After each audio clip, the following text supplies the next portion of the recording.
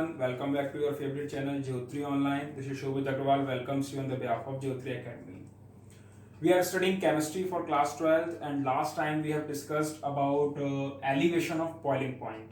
And in today's session we are going to discuss about depression of freezing point, that is the third colligative property. We have studied two colligative property in our previous videos and today there is a term for third colligative property which is depression of freezing point. That is almost similar to elevation of boiling point.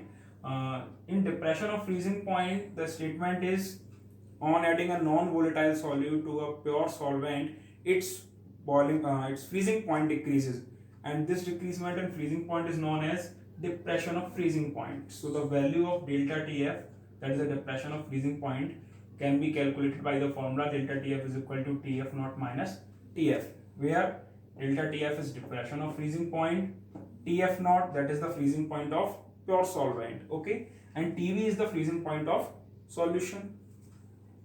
Next, according to the experiments, it was found that delta Tf is directly proportional to m, that is the value of depression of freezing point is directly proportional to the molality of the solution. So now we will remove the sign of proportionality and introduce a constant, that is Kf. Kf is known as molar depression constant. Okay.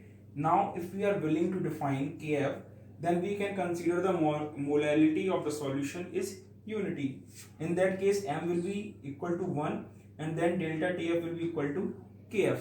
So now Kf can be defined that it is the depression of freezing point of a solution when the molality of solution is unity. Okay. So this formula is very useful for the calculation of different numerical problems that will be discussed in our further coming videos. Thank you.